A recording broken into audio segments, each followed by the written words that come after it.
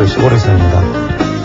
이번에 다시 쓰는 기술적 분석이라는 상당히 외람된 제목의 프로그램에 지금 앉아 있어서 송구스러운 마음인데, 제가 이 자리에 앉아 있던 이유는 지난번 방송 시간에 제가 그동안 풀어놓았던 이야기들에 대해서 좀 수습 내지는 책임을 지겠다는 의미일 수도 있고, 혹은 기존 어떤 시장의 어떤 체제나 틀 속에서 어떤 방향성이 없이 어떤 우왕좌왕하는 어떤 접근 방법들, 혹은 어떤 체계화되고 정형화된 어떤 투자 방법들에 대해서 일종의 아웃사이더로서의 어떤 분기를 드는 입장에서 새로운 어떤 주식 투자의 어떤 방법론에 대해서 같이 한번 공부해보고 생각해보는 시간을 가졌으면 하는 마음에서 이 프로그램에 출연을 선택했는데, 제가 이 프로그램을 진행하는 방식은 기존의 어떤 시장의 원론적인 이야기들, 혹은 어떤 시장의 어떤 기본적인 기술적 접근 방식들, 이런 부분들에 대한 이야기도 좋지만,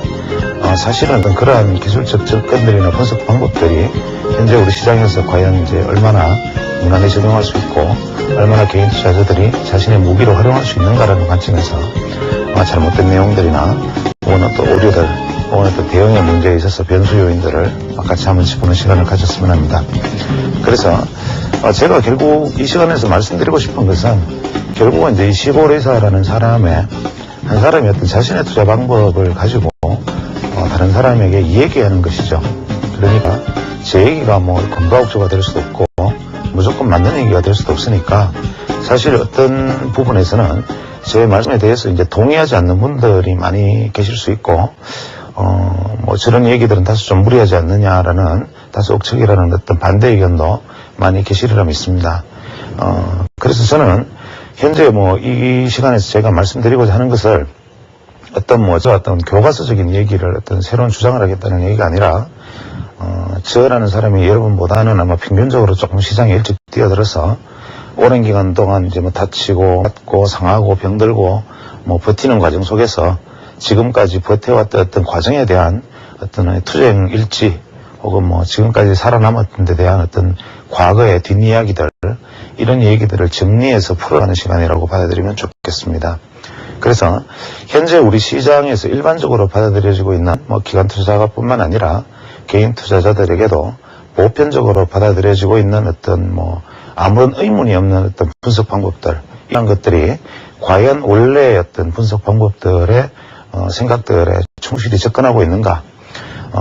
많은 사람들이 예전에 어떤 미국이나 일본의 어떤 주가 이론을 번역하고 소개하는 과정 속에서 한국의 출판 문화가 그렇지만, 이러한 어떤 내용들이 표절을 반복하고, 또 다른 사람이 인용과 표절을 그치면서 하이브리드, 그러니까 이제 혼합된 어떤 실제 원주소가 없는 어떤 이론으로 변질되어 버린 부분들, 이런 부분들을 또 한번 짚어보고, 그 다음에 이제 요즘 시장이 아무리 상황이 좋지 않다 보니까 시장을 이끌어가는 이제 제야의 전문가도 있을 수 있고, 안에 제도권의 전문가도 있을 수 있는데, 이러한 소위 전문가분들이 나만의 비기라고 주장하는 부분들이 과연 이제 그것이 비기인가, 어딘가 감추어져 있던 어떤 죽어있던 이론들을 새삼스럽게 포장하고 화장해서 들고 나와서 이것이 시장의 어떤 새로운 무엇인가 들고 나와서 혹시 고민하는 부분은 없는가. 그 다음에 현재 기존 그렇다면 검증된 기술적 방법들이나 방법론적인 테크닉들, 이러한 부분들을 개인 투자자들이 아주 무의자재하게 아주 시줄로 낱줄로 얽어서 내 것으로 만들면서 대응을 유연하게 할 수 있는 방법은 없는가, 이러한 부분들에 대해서 접근할 생각이고, 그렇게 하기 위해서는 제일 먼저 눈높이가 사람마다 틀릴 수 있으니까, 그 사람의 눈높이가, 어떤 분들은 일반적으로 우리가 기술적 분석에 있는 여러 가지 내용들을 다 꿰고 계신 분도 있을 것이고, 또 어떤 분들은 전혀 음봉이 뭔지도 모르는 분들도 있을 수 있습니다. 그래서 과연 이럴 때 눈높이를 어떻게 맞추는가가 문제가 되는데, 그래서 제가 이제 제 이야기를 풀어나가기 위해서 필요한 어떤 기본적인 이야기들은 일단은 먼저 해나가야겠죠. 그래서 저는 현재 이 이야기 속에서는 이 프로그램을 보시는 분들이 주식 투자에 있어서 완전 초보다, 현재 주식 투자를 한 적이 없다라는 관점과, 어느 정도 주식 투자를 하긴 했지만 근본적으로 내가 한 번도 이겨본 적이 없고 나만의 투자 방법을 가지지 못했다, 라고 생각하시는 분을 대상으로 일단 생각하겠습니다. 그래서 그 중간중간에는 이제 제가 뭐 나름대로 어떤 주장이 섞여 있을 수 있고, 그러다 보니까 실제로 이것이 접근하고 넘나드는 부분은 아주 기본적인 뭐 분석 이론에부터 어떤 이론의 어떤 기초 초보를 설명하고 다소간의 어려운 내용도 뭐 등장할 수 있겠지만, 이런 부분에 있어서 양해가 있었으면 좋겠습니다. 그리고 현재 개인 투자자들은 이제 뭐 창과 방패 중에서 창만 하나 들고 전장터에 나가 있는 꼴인데, 우리가 보통 이제 그 현물 투자를 하시는 분이 대부분인데, 과연 그 선물이나 옵션 부분이 개인 투자자들이 내가 모르고 전장터에 나가 있을 때 다만 나는 갑옷 없이 창을 들고 전장터에 나가 있는 것은 아닌가. 그래서 우리가 보통 개인 투자자들이 선물, 옵션 위험하다, 뭐 쪽박 난다, 깡통 찬다, 뭐 이렇게 생각하시는 부분들이 많고, 실제로 뭐 프로그램 같은 데서 옵션이나 선물을 소개하면 그 부분에 대해서는 아주 뭐 알레르기 반응을 보이시거나 배관시하는 경우가 많죠. 그러나 선물이나 옵션은 어떤 면에 있어서 나에게 갑옷이고 방패가 될 수 있다는 점에서 선물 옵션을 개인 투자자들이 접근을 하기 위해서는 어떻게 해야 하나, 그 다음에 선물 옵션의 투자는 진짜 원래 정석은 어떤 것인가, 선물 옵션을 내가 투자의 어떤 툴로서 활용하기 위해서는 어떠한 방법을 가지고 접근하면 좋은가, 이러한 부분들에 대해서도 한번 논의해 볼 생각입니다.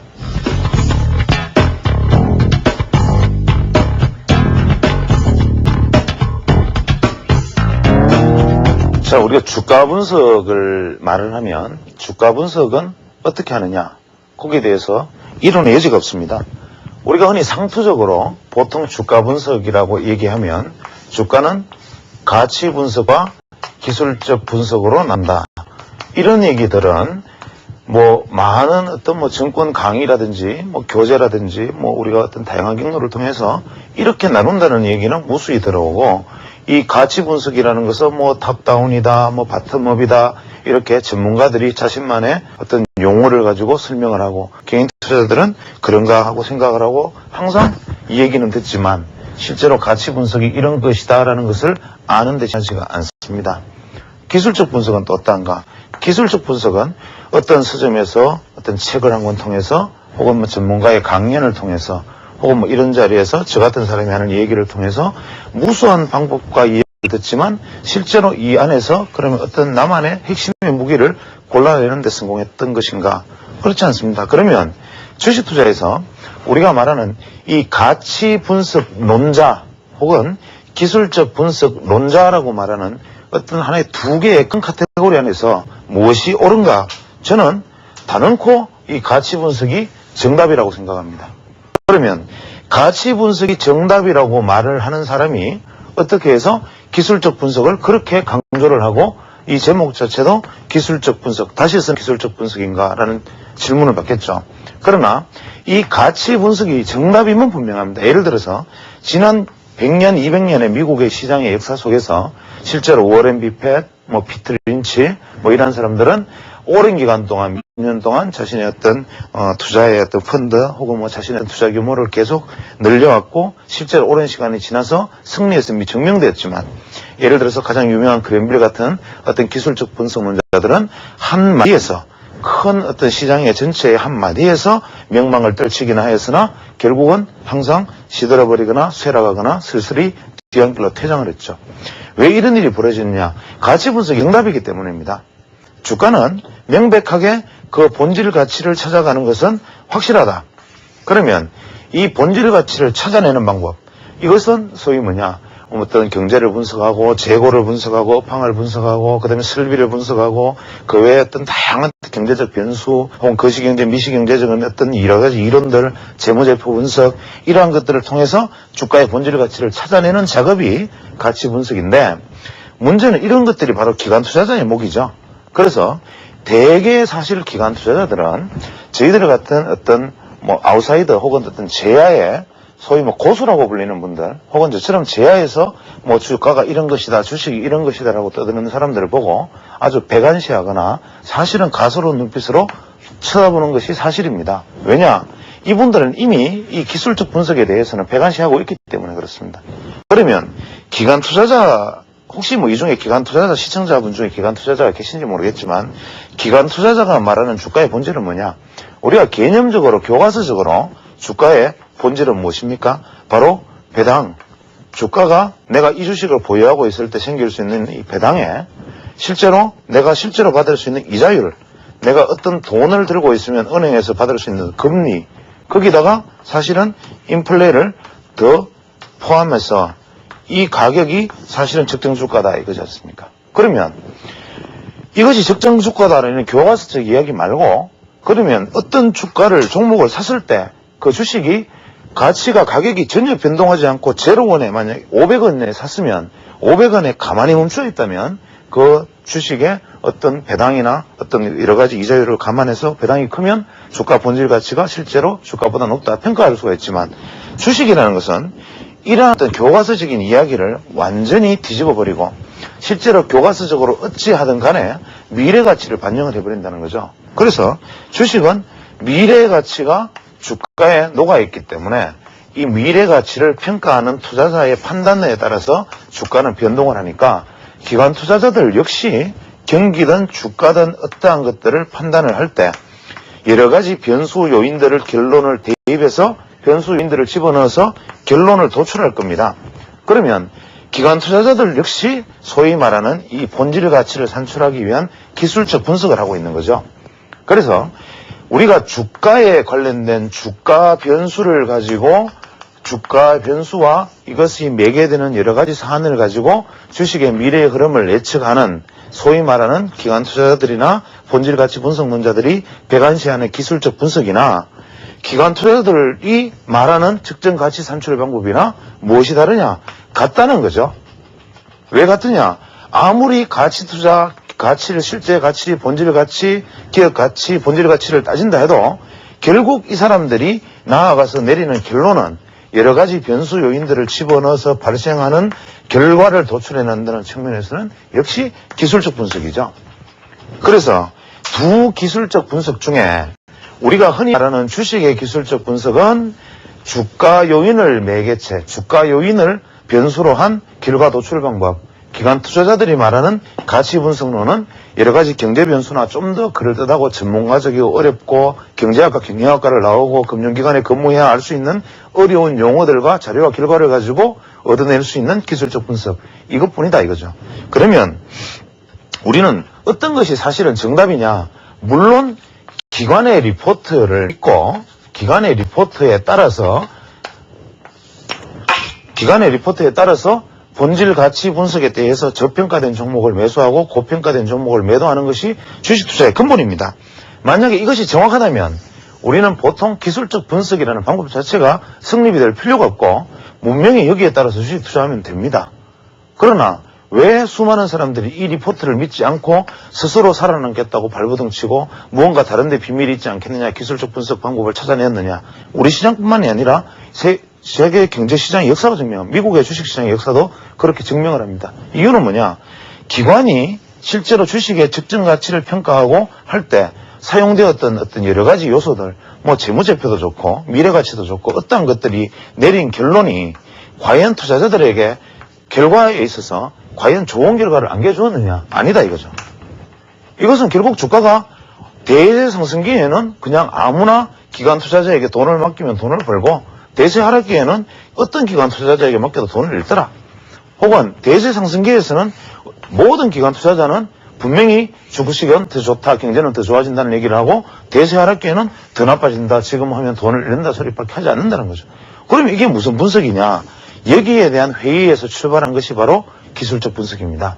기술적 분석은 이러한 어떤 제도권의 혹은 어떤 전문가들의 전유물인 가치 분석을 일반적으로 개인 투자자가 할 수가 없습니다. 개인 투자자가 가치 분석이 옳다 하더라도 내가 어떤 기업의 재무제표를 입수를 해서 혹은 다음 분기에 기업의 어떤 결과가 이러할 것이라는 것을 내가 입수를 해서 영업정보를 파악을 하고 내부를 알아서 이러한 가치, 미래 가치를 측정할 수 있는 눈이 있다면야 분명히 가치 분석을 해야겠지만, 그러한 것을 우리는 어차피 정보에서 차단되어 있고 실제로 그런 정보를 준다 해도 그것을 분석할 수 있는 사람은 충분히 많은 브레인들을 거느리고 있는 어떤 제도권에서도 해보니까 되지 않더라. 그 안 된다가 바로 랜덤워크 이론이라는 게 있었어요. 우리가 보통 랜덤워크 이론, 이 말이 왜 나왔느냐? 기관 투자자들의 가치 분석을 통해서든 기술적 분석가들의 기술적 분석을 통해서든 주가는 결국 원숭이가 투자한 것보다 못 하더라. 원숭이가 무작위로 다트를 던져서 종목을 선택해서 수익률을 낸 것보다 세상에 어떤 훌륭한 기관 투자자나 어떤 기술적 분석가가 낸 결과보다 이 수익률이 좋더라. 결국 주식에 대해서 근본 가치를 측정한다는 것, 기술적 분석으로 그 가치를 측정하는 것은 다 무의미하다. 이것이 바로 랜덤워크지 않습니까? 왜 이런 냉소적인 얘기까지 나왔느냐 하는 것은 바로 이러한 가치 분석이라는 것은 영원한 신기루에 지나지 않는다. 정확한 가치 분석을 한다는 것은 신기루다. 그러면 여기에서 내리기 결론은 일단은 가치 분석이 기술적 분석에 비해서 우월하다. 인정해야 됩니다. 그러나 우리는 기술적 분석이라는 창을 통해서 가치를 보는 거울로 삼는 거죠. 뭐냐면 가치 분석 논자들과 기술적 분석 논자들의 치열한 대립이 있습니다. 가치 분석 논자들은 기술적 분석 논자들을 비웃고 배관시하지만 기술적 분석 논자들은 가치 분석 논자들을 비웃습니다. 왜 그러냐? 아무리 너네들이 머리를 써서 골머리를 상하면서 그 결과를 분석하려 해봐야 그것은 부처님 손바닥에 있는 거울로 비춰보면 다 보인다. 이게 기술적 분석 논자들의 주장이거든요. 그래서 우리는 어떠한 사물을 가지고 맨눈으로 들여다봐도 보지 못하는 것, 눈 뜨고도 보지 못하는 것, 만져봐도 무엇인지 모르는 것을 거울에 비춰봐서 알고자 하는 시도, 이것이 기술적 분석이다. 그래서 정답을 얻는데 이것이 정답인 줄은 알지만 이 정답에 이르는 길로서 기술적 분석을 택했다 이거죠. 그러면 저 같은 사람은 기술적 분석 논자라고 얘기를 하지만 과연 제가 기술적 분석 논자 이외에 다른 선택의 여지가 있느냐? 없는 거죠. 저는 경제학자도 아니고 제가 뭐 경제분석가도 아니고 회계사도 아니니까 분석할 길이 없습니다. 그러면 태생적으로 개인 투자자는 무조건 기술적 분석으로 가는 수밖에 없는 거죠. 그래서 기술적 분석을 그렇다면 이런 관점에서 기술적 분석을 공부를 해야 되는데 기술적 분석을 어떻게 공부를 할 것인가? 이것이 이제 난제입니다. 보통 기술적 분석을 공부하는 방법은 입문은 다양합니다. 보통 옆에 동네 아주머니나 동네 아저씨가 친구가 돈을 많이 벌었다. 정권 투자로. 나는 한 달에 열심히 일을 해서 얼마를 버는데 이 사람은 하루 저녁에 자기 보너스를 집어넣어가지고 내 1년치 연봉보다 돈을 더 많이 벌었다 하더라. 약이 오릅니다. 신문에 보니까 다른 사람 얘기 또 나와요. 그 다음 신문에 보니까 1억으로 몇십억 벌었다는 사람이 나오고 나중에 몇만 원으로 몇억 벌었다는 사람이 나오고 그것도 모자라서 1년에 2,000%, 3,000% 번다는 사람이 등장합니다. 박탈감 느끼죠. 주식시장에 뛰어들죠. 뛰어들면 대부분 국집니다.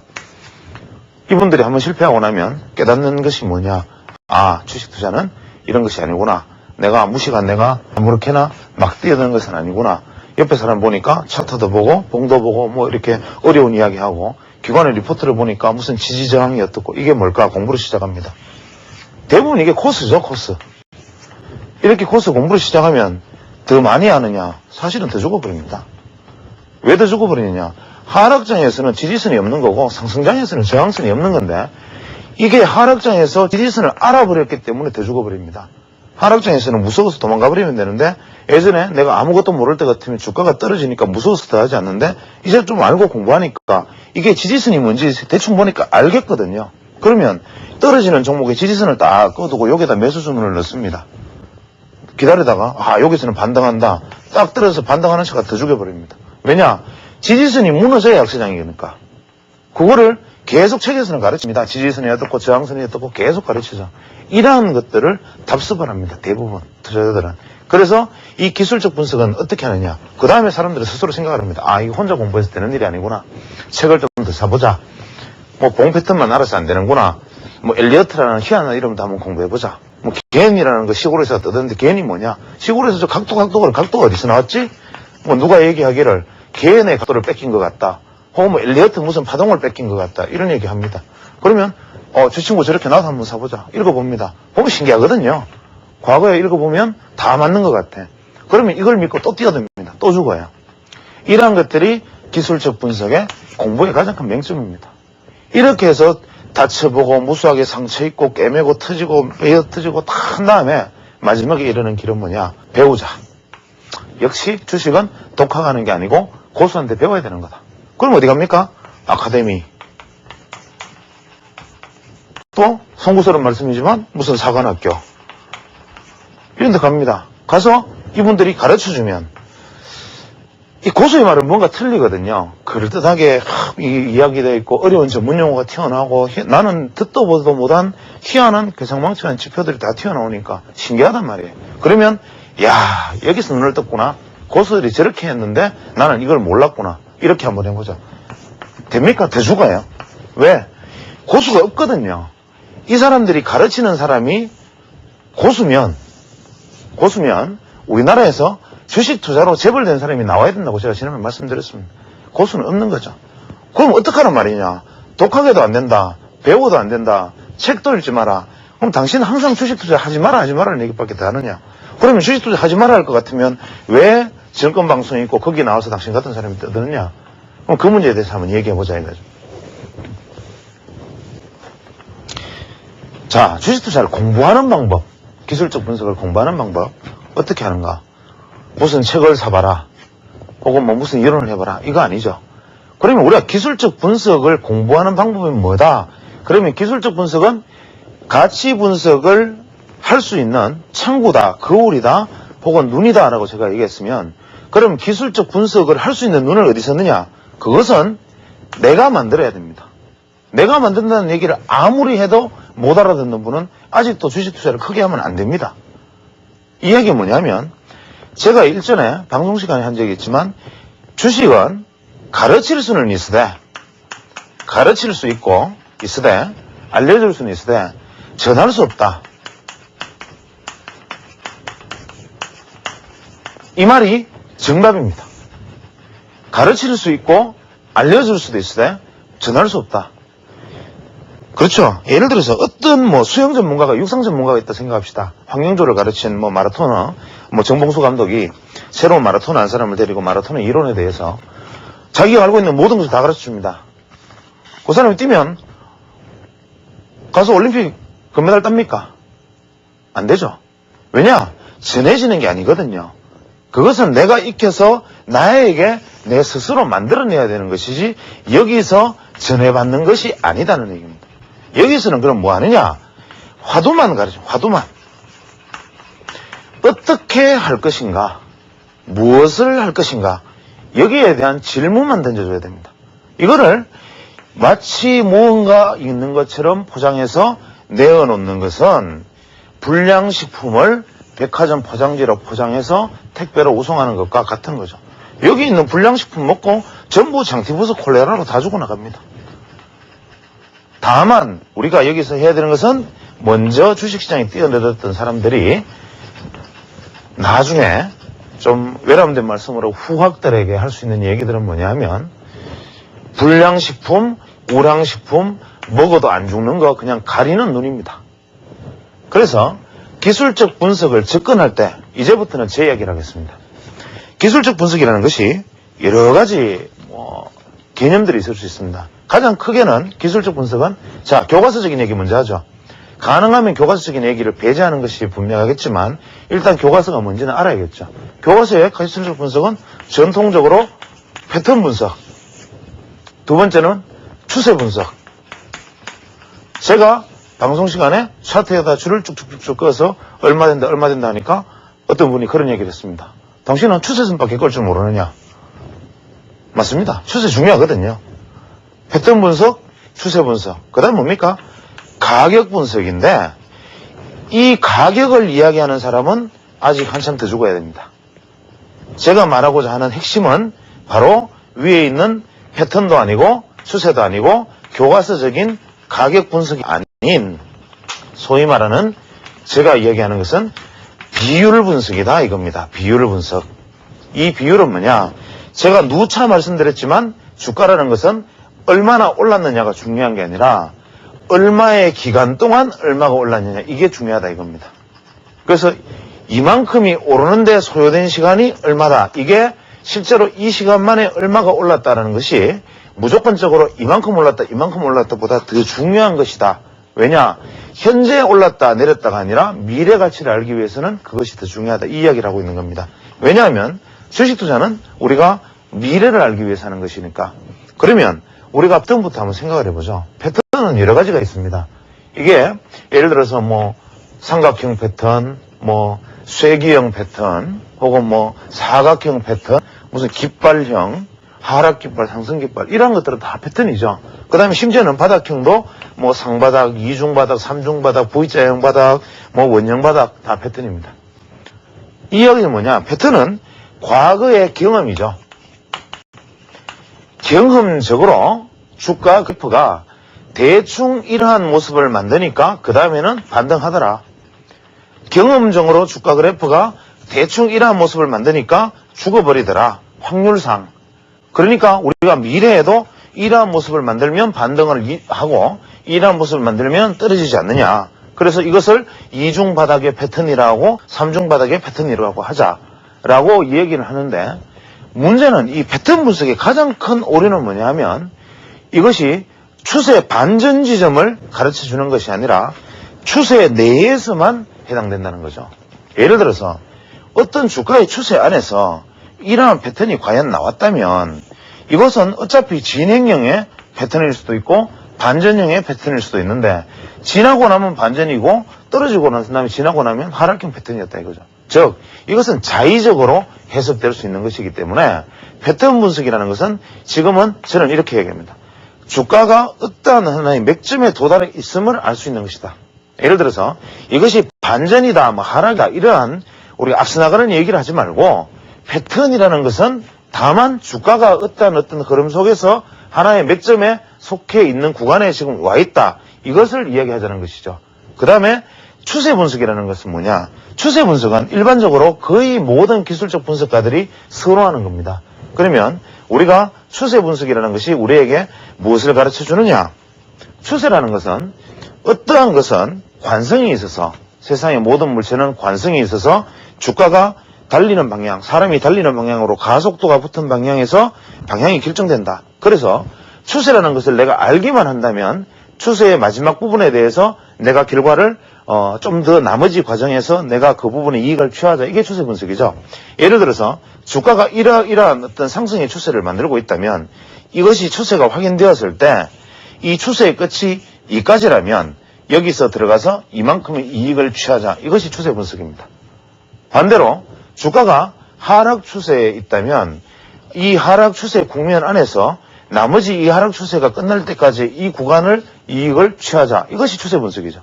그러면 추세 분석이 내가 예를 들어서 여기 들어갔을 때 이만큼이 더 가면 좋지만, 만약에 내가 추세가 확인되고 들어간 지점이 추세가 반전하는 지점이라면, 또 내가 추세가 하락하는 국면에서 다시 반전하는 국면에서 실제로 나는 하락 추세의 나머지 연장이라고 판단했다면 어떡하느냐. 그래서 추세라는 것은 지나고 난 다음에 후행적으로는 분명히 설명하기 쉽고, 세상의 모든 주가를 과거의 어떤 이론으로 보면 추세로는 모든 것이 설명이 되어지지만 현재 미래에는 한 치 앞도 장담할 수 없는 것이 추세 분석이다. 그러면 여기서 말하는 가격 분석이 아닌 비율 분석은 뭔가? 비율 분석은 힘이, 에너지가 남아있는가 그렇지 않은가를 아는 거다는 거죠. 이 부분에 대해서는 좀 더 깊이 들어가야 될 것 같으니까 일단 여기서 비율 분석에 대해서 제가 앞으로 이야기를 해나갈 것입니다 라는 어떤 예고편으로 생각하시면 되고, 주가라는 것은 시간 대비 가격, 가격 대비 시간이라는 것을 미리 여기서 전제를 하고 이것을 시작을 합니다. 그 다음에 우리가 보통 기술적 분석가들이 가지는 오류 중에 가장 중요한, 가장 큰 핵심적인 오류는 뭐냐면, 주가에서 패턴, 추세, 가격, 저는 여기서 비율이라고 얘기하지만 패턴, 추세, 가격 다음에 빼먹은 게 뭡니까? 바로 심리입니다. 이 심리라는 요소를 보통 가장 도외시하지만 실제로 사람들이 가장 궁금해하죠. 우리 흔히 시장심리 이런 얘기 많이 합니다. 심리가 과연 무엇인가? 심리는 그런 심리학자들이나 심리 전문가들이 파악하는 것인가? 그건 아닙니다. 시장심리라는 것은 이 차트 속에서 살아있는 에너지를 바로 느끼는 거죠. 거래량, 주가, 여기에서 형성되는 봉들이 말하는 것을 내가 이 차트 속에서 이 말을 읽어야 됩니다. 너무 현학적인 얘기로 들릴지 모르겠지만 차트를 펴놓고 그 차트상에서 수많은 수십만 수백만의 투자자들이 매수와 매도의 치열한 심리적 전쟁을 이루어내는 모습들, 그 전쟁터에서 칼이 부딪히고 창이 부딪히는 소리를 바로 차트에서 들어야 됩니다. 이게 바로 심리 분석인데, 이러한 것은 그럴듯한 어떤 말재주 있는 사람이나 심리학자가 시장 심리는 이런 것이다 라고 설명해 줄 수 있는 것은 아니고, 분명히 내가 몸으로 이것이 느껴서 해야 됩니다. 예를 들어서 시장 심리를 간단하게 한번 생각을 해보면, 예를 들어서 우리가 어떤 종목에서 주식을 샀습니다. 특히 주가가 만약에 횡보하고 있다고 가정을 하죠. 내가 이 종목을 사서 지나가는데 계속 시간이 흘러도 주가가 변동이 없습니다. 차라리 떨어지면 손절매나 하고 오르면 추가 매입이라도 하겠지만, 이것도 아니고 저것도 아니고 계속하면 보유 필요가 생깁니다. 왜냐하면 다른 종목은 움직이는데 나는 움직이기가 아니니까, 내 종목은 움직이지 않으니까 필요하죠. 그러면 뭡니까? 호시탐탐 A 포기해버릴까 싶지만 포기를 못합니다. 왜냐하면 내가 이 주식을 살 때는 분명히 이유가 있었거든요. 내가 이 주식을 산 이유는 분명히 이 종목이 앞으로 좋을 것 같으니까라는 판단으로 샀기 때문에 항상 이 종목을 나는 긍정적으로 볼 수밖에 없는 거죠. 긍정적으로 보는 눈에서 내가 만약에 팔고 난 다음에 주가가 급등하면 어떻게 할까라는 불안감이 이 종목을 팔 수 없게 만듭니다. 그러나 보유 필요가 누적돼서 내가 이 종목을 만약에 팔았다고 가정하면, 내가 이 금액으로 다른 종목을 샀더라도 나는 내가 새로 산 종목보다는 내가 팔았던 종목만 자꾸 뒤돌아봅니다. 자꾸 돌아보고 저 종목 혹시 오르지 않았을까? A 관심 종목이 지워버리죠. 지워버려 놓고도 그 종목이 하루에 뻘겋게 올라가면, 와, 괜히 팔았다. 나는 역시 주식 보는 눈은 있는데 재수가 없어. 내가 분명히 주식 보는 눈은 있어. 저봐, 내가 간다 그랬지. 이런 이야기 합니다. 그 다음에 그 종목이 시퍼렇게 떨어지면, 팔기를 정말 잘했지. 내가 들고 있으면 어떡하나. 그러다 그만하면 또다시 땅을 칩니다. 이것이 전형적인 개인 투자자의 투자 심리죠. 그런데 이 종목을 만약에 안 사고 바라보는 사람의 입장에서 보면 어떨 것 같습니까? 현재 상황에서 이걸 사겠습니까? 방향이 결정이 되면 오르는 거 확인하고 사겠다. 떨어지면 더 떨어질 때까지 기다리겠다. 삼자의 눈은 그렇단 말이죠. 그러면 내가 어떤 종목을 가지고 있을 때 삼자의 눈으로 보면 이걸 내가 사지도 않고 오르든 내리든 움직이면 사겠다 할 것을 이전에 사고 있으면 다른 사람이 내리는 판단 지점에 올 때까지 나는 보유 필요를 느끼는 거죠. 그래서 시장이라는 것은 수많은 사람들의 생각이 현재 내 시점에 내 생각과 다른 사람의 생각이 틀릴 수밖에 없는 이유죠. 그런데도 불구하고 모 차트 분석가들이 가끔 이런 짓을 잘합니다. 제가 이런 짓이라고 표현하는데, 자, 어떤 종목이 주가가 이렇게 떨어지고 있습니다. 이렇게 떨어지는 상황에서 자, 지금 매수해야 됩니다 라고 얘기를 합니다. 그럼 매수를 한다. 그럼 매수의 이유는 이 종목을 차트를 거꾸로 뒤집어 놓고 한번 봅시다. 예를 들면 정 사이트도 좋고 어떤 강연에도 좋고 차트를 요즘 그 편집 프로그램에 보면 180도 회전이 가능하죠. 뒤집어 놓으면 주가가 어떻게 됩니까? 이런 주가가 되겠죠. 자, 이 종목이 이렇게 상승했다고 가정합시다. 이제부터는 조정받아야 되지 않겠습니까? 그렇죠? 그러면 떨어지는 주가가 여기서는 반등하는 것이 맞죠. 이렇게 설명을 합니다.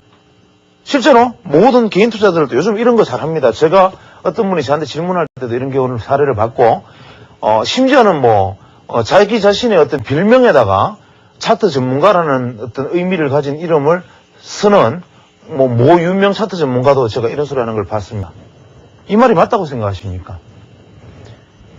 이 사람은 좀 외람된 말씀을 드리면 한참 더 주고 봐야 됩니다.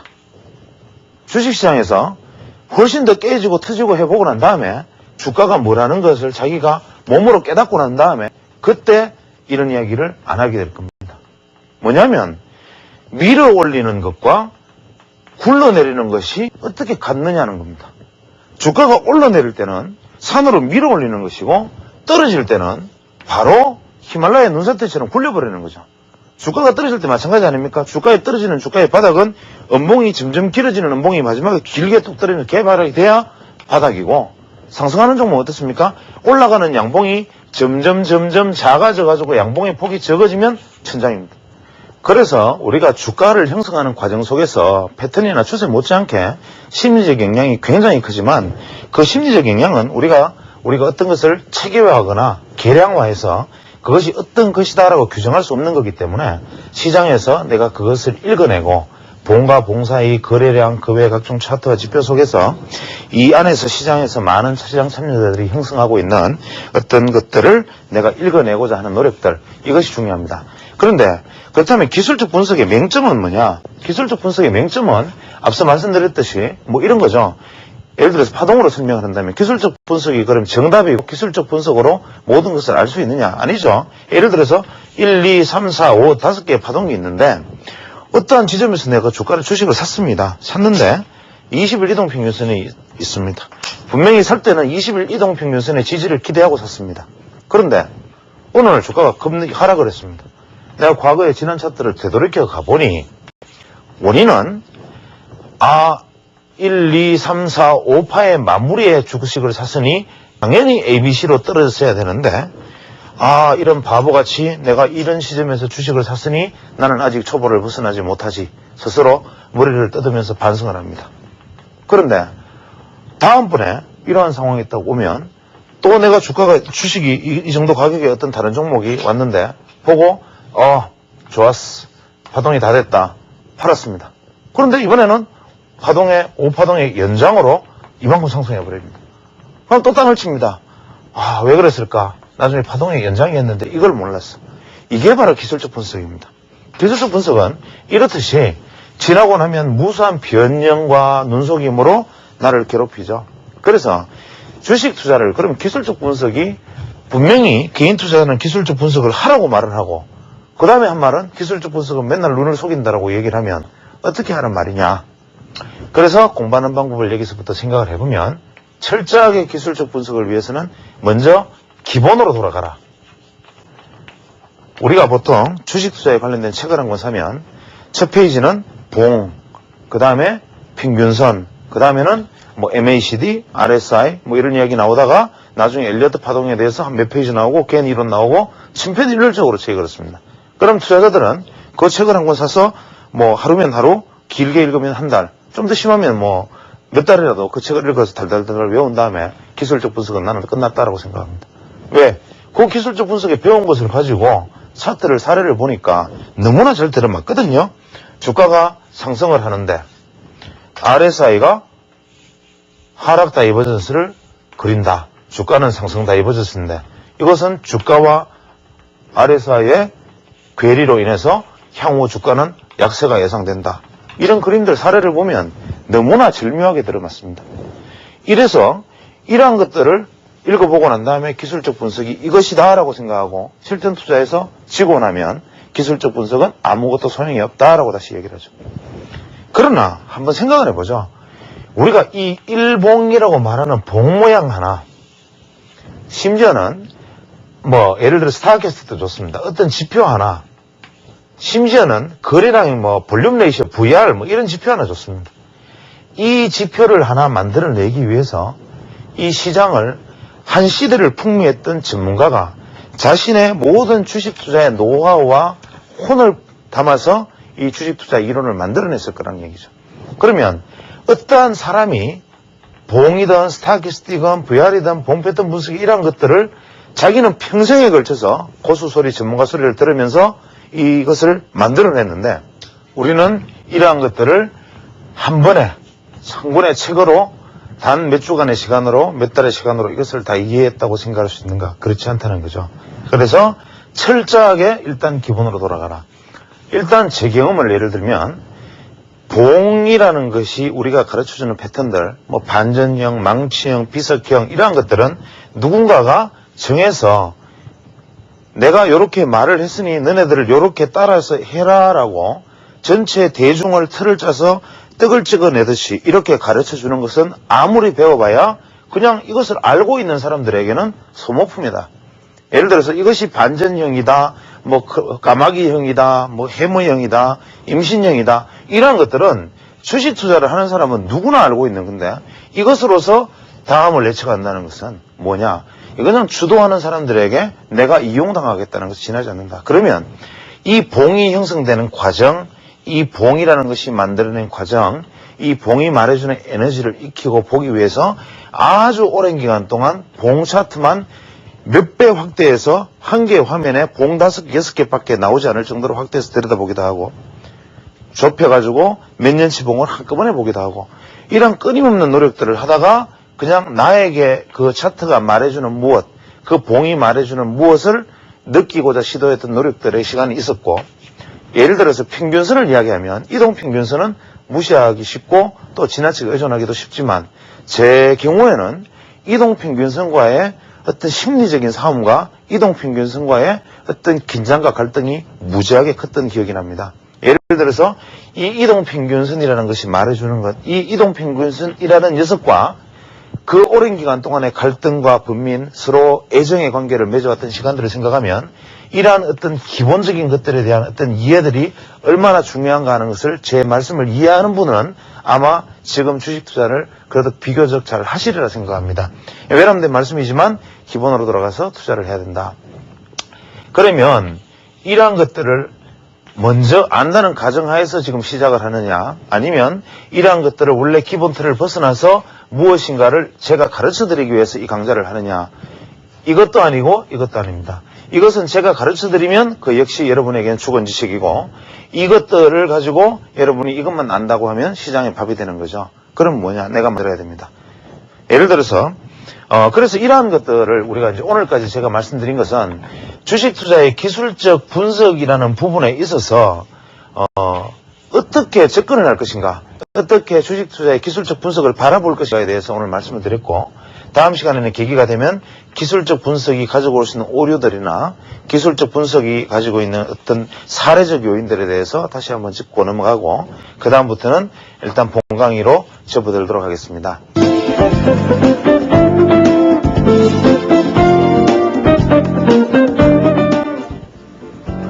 이번 섹션 이야기가 있는 풍경은 사실 이 프로그램 담당 PD하고 이제 프로그램 문제에 대해 상의를 하다가 어차피 뭐 제가 주식 투자에 대해서 어떤 정답을 줄 수도 없는 것이고 저 한 사람이 어떤 이야기를 하고 있는 것이라면 그것이 딱딱한 주식 이야기 혹은 뭐 살벌한 시장 이야기, 때로는 뭐 제가 가부익은 부분이 있어서 때로는 뭐 울분을 토할 때도 있지만 어떤 이러한 어떤 삭막한 이야기들 속에서 투자자들은 거의 대부분 주식 투자하시는 분들은 뭐 저녁이든 아침이든 저녁이든 머릿속에 장이 오르면 오르는 대로 떨어지면 떨어지는 대로 항상 주식, 주가, 돈 이런 문제에 대해서 항상 무거운 머리를 안고 있습니다.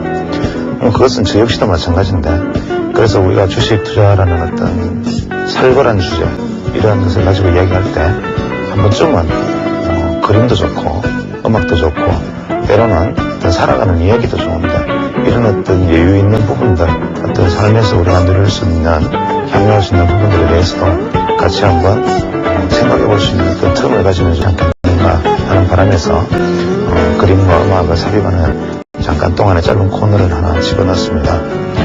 저 역시 뭐 그림에 대해서는 조예가 없고 음악 역시 마찬가지지만 이 프로그램을 보시는 시청자들이 실제로 나는 이러한 음악이나 이러한 그림들을 주식 투자를 할 때 머리가 아프고 혹은 마음이 아프고 괴로울 때 나는 이러한 그림과 이러한 음악을 보면 좋았다, 그래서 나한테 위로받는 그런 이런 것이었다, 이런 것들이 있다면 얼마든지 자료를 주시면 담당 PD님께서 또 선곡을 하실 거고, 일단 당분간은 제가 보통 이제 우리가 뭐 의사들 입장에서 보면 환자들에게 뭐 마음의 병을 치유하는 음악이 있을 수도 있고 마음의 위로가 되는 어떤 그림이 있을 수 있죠.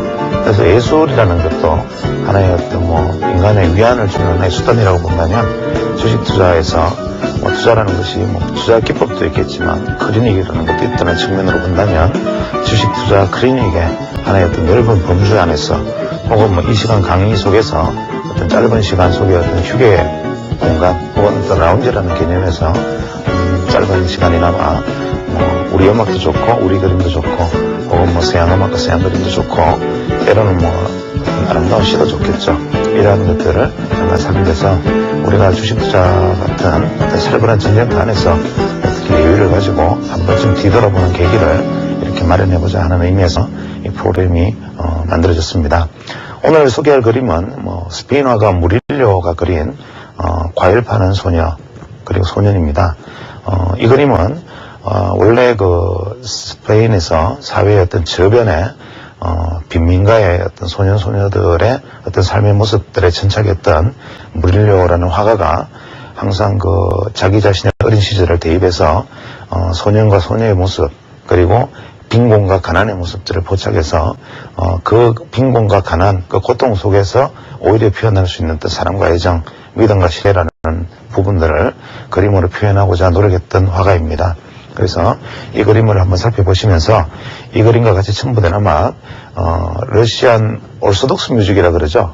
러시아 전교 음악 중에서 종교적인 어떤 제목들이 달려있기 때문에 제목 소개는 하지 않겠습니다만 러시아 소년 합창단의 목소리로 한번 같이 들어보겠습니다.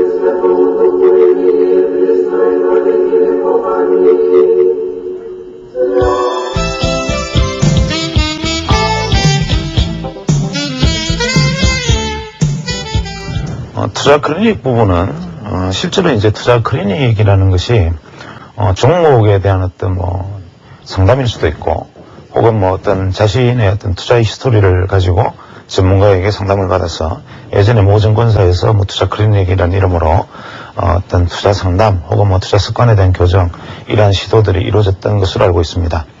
그래서 주식 투자자들이 보통 이제 투자 클리닉을 녹화한다 혹은 투자 상담을 받고 싶어 한다 하면 대저 크게 두 개의 카테고리로 나눌 수가 있겠죠. 내가 가지고 있는 보유 종목이 어떻게 될 것 같습니까? 그래서 현재 제 포트폴리오를 교체를 해야겠습니까? 아니면 이대로 들고 갈까요? 라는 현실적인 질문에서 내가 주식 투자를 현재까지 이렇게 해왔는데 이러한 어떤 방법론적인 문제가 있기 때문에 내가 잘못 알고 있는 것일까요? 내가 지금까지 잘못되었을까요? 라고 말하는 어떤 기술적인 부분들, 이러한 부분들로 이제 대별을 할 수 있습니다. 여기서 이제 투자 클리닉이라는 표현은 저 역시도 만약에 어떤 분이 저한테 포트폴리오를 주시면서 현재 내가 이러이러한 종목을 보유하고 있는데 수익을 많이 내고 지난 손실을 완전히 복구하기 위한 새로운 포트폴리오를 짜주시오. 이러한 관점에서 저한테 투자 클리닉에 질의를 하신다면 저도 그럴 재간이 없다는 것은 지난번에도 말씀드린 적이 있습니다. 제가 여기서 그래서 투자 클리닉이라고 말하는 부분들은 어떠한 부분들에 초점을 두느냐 하면 우리가 보통 주식 투자뿐만 아니라 어떤 직업을 가지고 가정을 하면 그 직업에는 그 사람이 맞는 어떤 형이 있습니다. 예를 들어서 치밀하고 아주 꼼꼼하고 사리 분별이 분명한 분들이 수학에 재능이 있다든지 감수성이 민감하고 마음이 여리고 이런 분들은 문학에 재능이 있다든지 혹은 외향적이고 활동적이고 힘이 있는 분들은 스포츠나 그 외에 어떤 다른 부분들에 재능이 있다든지 이렇게 분명하게 자기 재능이 있는 부분들이 있는데 주식 투자라는 것은 유감스럽게도 사실은 내가 주식 투자에 재능이 있든 없든 어떤 환경이나 주위의 여건 혹은 주위의 상황에 따라서 하나의 재테크의 수단으로 일반적으로 공유되다 보니까 그 안에서 주식 투자에 재능이 있는 분이든 없는 분이든 똑같이 주식 투자를 하는 거죠. 그래서 대부분 주식 투자가들이 실패를 하면서 자신의 실패 요인으로 꼽는 것은 공부가 부족했다, 경험이 부족했다, 혹은 심리 관리에 실패했다. 좀 더 크게 나아가서는 대세관을 잘못 잡았다. 이런 분들이 있는데 주식 투자라는 것도 기본적으로는 어떤 하나의 행위라고 본다면 그 행위에 적합한 인간형은 따로 있다는 거죠. 예를 들어서 인간의 성격을 편집형이다, 경계형이다, 이렇게 나눌 수 있는 몇 가지 형태로 나눌 수 있는데 그럼 어떠한 형의 인간형은 주식 투자에 적합한가? 그렇다면 내가 주식 투자에 적합한 인간형이 아니라면 지금 손실을 본 상태에서 주식 투자를 떠나야 하는가? 그렇지 않다면 현재 이 시장에서 내가 이러한 형에서 적합한 주식 투자의 방법은 어떤 것이 좋은가? 예를 들어서 주식 투자 방법 중에는 단기 매매도 있을 수 있고 중기 투자도 있을 수 있고 중기 투자 안에서도 추세 추종형, 역추세 추종형 이렇게 여러 가지 방법을 나눌 수가 있죠. 그래서 예를 들어서 심리 관리에 능하고 냉정하고 어떠한 경우에도 감정이 흔들리지 않는 분이라면 단기 매매, 초단기 매매, 심지어는 스캘핑까지 가능할 것이고 만약에 주식 투자에서 있어서 내가 항상 불안해하고 마음이 안정되어 있지 않고 매수하고 난 다음에는 불안하고 매도하고 난 다음에는 내가 매도한 종목이 오를까 두렵고 이런 부분들은 거의 대부분 중기 투자를 하지만 이분들이 과연 중기 투자를 해서 성공할 수 있는 형태인가? 그렇다면 우리가 보통 이러한 부분들을 어떻게 할 것인가? 그렇다면 내가 어떤 형인지 하는 것을 각자 그럼 심리학자를 찾거나 뭐 해서 내가 성격이 어떤 형인가? 그런 주식 투자를 어떻게 하느냐? 이런 정답이 있는 것이 아니라 어떤 한 사람의 삶의 궤적을 보면 이분은 성공한 사람, 이분은 실패한 사람, 실패한 이유는 무엇이고 성공한 이유는 무엇이고 뭐 TV 프로그램 그런 게 있죠. 그런 것처럼 주식 투자도 한 사람의 어떤 궤적 이런 것을 보면 내가 어느 정도까지 주식 투자에 대해서 혹은 뭐 주식에 대해서 경제에 대해서 어떤 폭이 나에게 지적 폭이 영향이 있는데 실제로 결과가 이랬다. 그 과정 속에서 이러한 과정을 거쳤고 대부분 이런 시점에서 나는 이러한 행동을 했고 이렇게 했는데 현 이 지점에 도달해 있다. 또 그와 반대로 나는 이러이러했기 때문에 이렇게 했다. 내가 성공한 경우는 이렇게 해서 성공을 했는데 결과론적으로는 이렇게 됐다. 결국 이 주식 투자 클리닉이라는 것은 실패한 분을 대상으로 진행되는 것은 분명합니다. 예를 들어서 성공한 분을 대상으로는 성공담이 되는 것이지 투자 클리닉이 되는 것이 아니죠. 그래서 이 주식 투자 클리닉은 어떤 한 개인의 주식 투자의 어떤 이력에 대한 그 전체적인 어떤 뒷이야기들, 하나의 어떤 궤적들을 추적해서 왜 이런 부분들은 실패할 수밖에 없는가? 이분이 만약 그대로 이렇게 두었을 때는 앞으로도 어떤 국면에서 이렇게 대응할 수밖에 없다.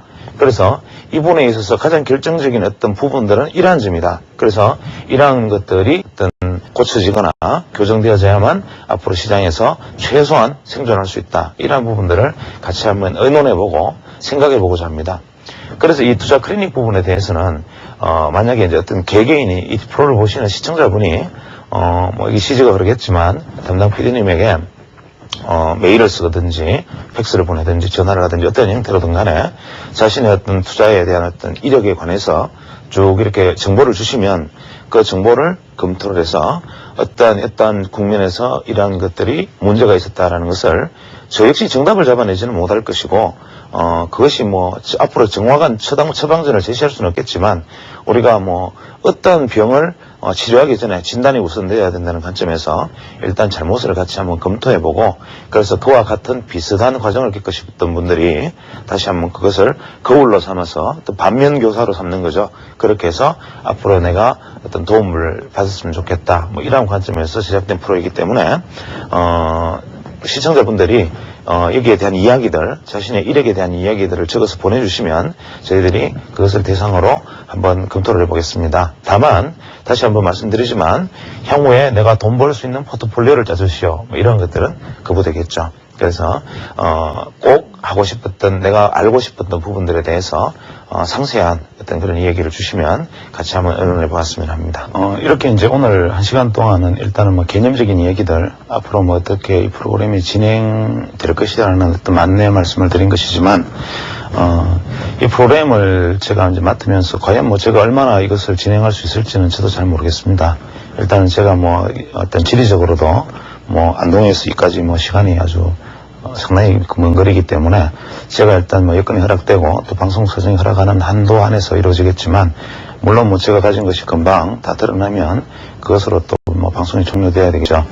하지만 그 기간 동안에 저희들이 같이 어떤 인터랙티브라 그러나요? 서로 상방향으로 주고받을 수 있는 부분들에 대해서는 저희들에게 많은 어떤 것을 주시면 제가 그것을 참고해서 의견을 참고해서 끌어가 보겠습니다.